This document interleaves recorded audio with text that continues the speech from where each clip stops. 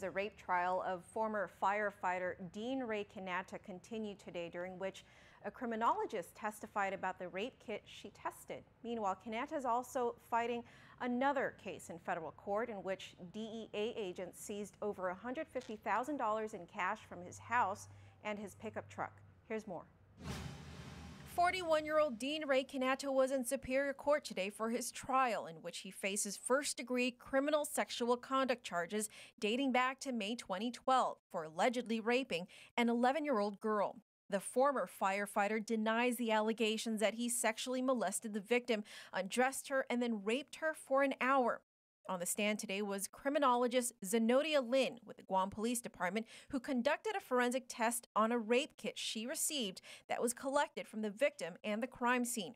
Lin testified that all the items that were tested for semen, the victim's underwear, shorts, t-shirt, and some bedding belonging to Quinata, tested negative for the presence of semen or blood. But Lin testified that it is not unusual for there to be a lack of semen in rape test kits. She noted that there are a number of reasons why semen cannot be traced, including the use of protection and, as defense attorney Curtis Vandeveld pointed out, no sexual contact at all. What was found in the evidence sent to her were hairs.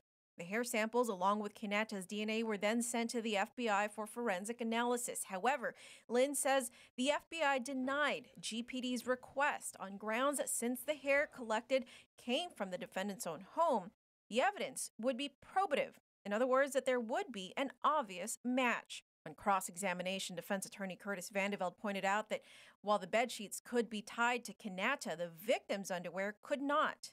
Nonetheless, additional requests to test the hair samples found in the victim's underwear were not made.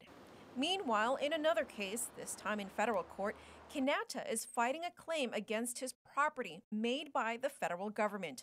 Last September, DEA agents executed a criminal search warrant seizing a number of items from Quinata's Talafofa residence, including over $150,000 in cash, a Toyota Tacoma, and 11 watches.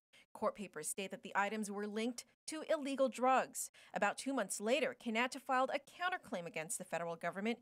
Quinata in court papers says the cash, the car, and the watches were all obtained through legal means. The U.S. Attorney's Office was given until May 15th to either obtain a federal indictment or complaint for forfeiture against Quinata. Otherwise, the items seized may have to be returned to the defendant. Quinata's rape trial in Superior Court will continue tomorrow. For the federal case, you can read the court documents online at pacificnewscenter.com.